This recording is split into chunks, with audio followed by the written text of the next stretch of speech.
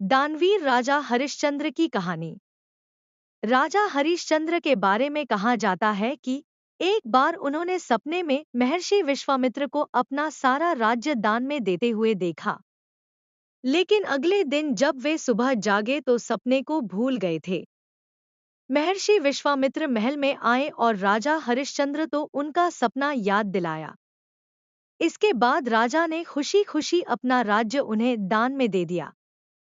लेकिन दान के बाद दक्षिणा की बारी आई तो वे बोले, पहले ही सब कुछ मैंने दान कर दिया, अब दक्षिणा के लिए धन कहाँ से लाऊं?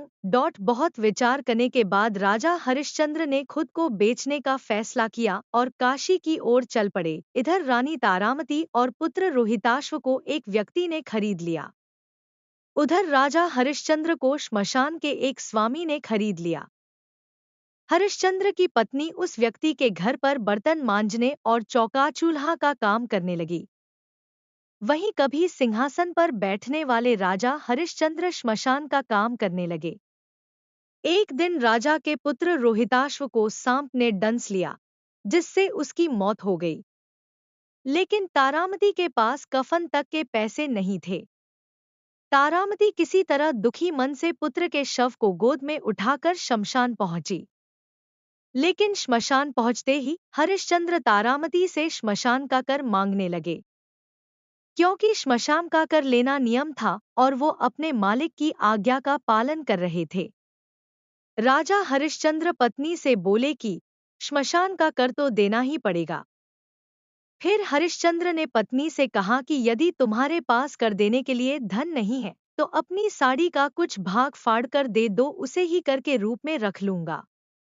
लाचार होकर जैसे ही तारामती ने अपनी साड़ी फाड़ना शुरू किया, उसी समय तेज गर्जन हुआ और विश्वामित्र प्रकट हो गए। विश्वामित्र बोले, हे राजा, तुम धन्य हो, ये सब तुम्हारी परीक्षा हो रही थी, जिसमें तुमने यह सिद्ध कर दिया कि तुम श्रेष्ठ, दानवीर, सत्यवादी और धार्मिक हो। इसके बाद पुत्र रोहिताश्व भी जीवित हो उठा और राजा को उसका पूजा राज्य भी लौटा दिया गया। इतना ही नहीं, महर्षि विश्वामित्र ने कहा कि संसार में जब भी धर्म, दान और सत्य की बात की जाएगी, राजा हरिश्चंद्र का नाम आदर सम्मान के साथ सबसे पहले लिया जाएगा। ये कहानी अच्छी लगे तो लाइक करें, कमेंट करें, सब्सक्राइब करें, धन्यवाद जरूर करें। दानवीर कर्ण की कहानी। दुर्वासा ऋषि के वरदान से कुंती ने सूर्य का आह्वान करके कौमार्य में ही कर्ण को जन्म दिया था। लोकलाज भय से कुंती ने उसे नदी में बहा दिया था। बाद में गंगा किनारे हस्तिनापुर के सारथी अधिरथ को कर्ण मिला और वह उस बालक को अपने घर ले गया। कर्ण को अधिरथ की पत्नी राधा ने पाला, इसलिए कर्ण को राधे भी कहते हैं। कुंती सूर्य पुत्र कर्ण को महाभारत का एक महत्वपूर्ण योद्धा माना जाता है। कर्ण के धर्मपिता तो पांडु थे, लेकिन पालक पिता अधिरथ और पालक माता राधा थी। कर्ण दानवीर के रूप में प्रसिद्ध थे।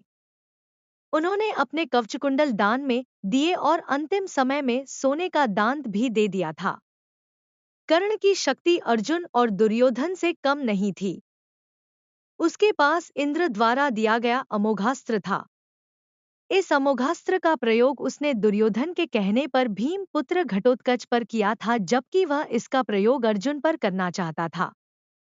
यह ऐसा अस्त्र था जिसका वार कभी खाली नहीं जा सकता था, लेकिन वरदान अनुसार इसका प्रयोग एक बार ही किया जा सकता था।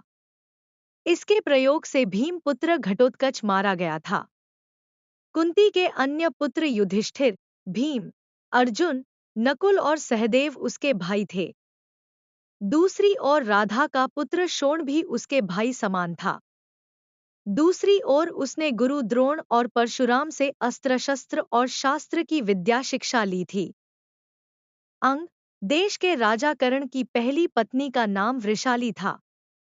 वृषाली से उसको वृषसेन, सुषेण, वृषकेत नामक 3 पुत्र मिले। दूसरी सुप्रिया से चित्रसेन, सुशर्मा, प्रसेन, भानुसेन नामक 3 पुत्र मिले। माना जाता है कि सुप्रिया को ही पद्मावती और पुनरुवी भी कहा जाता था। भीष्म के अनंतर कर्ण कौरव सेना के सेनापति नियुक्त हुए थे। अंत में 3 दिन तक युद्ध संचालन के उपरांत अर्जुन ने विशेष परिस्थितियों में उनका वध कर दिया। यदि ऐसा नहीं किया जाता तो पांडवों की हार निश्चित थी। ये कहानी अच्छी लगे तो लाइक करें, कमेंट करें, सब्सक्राइब करें, धन्यवाद जरूर करें।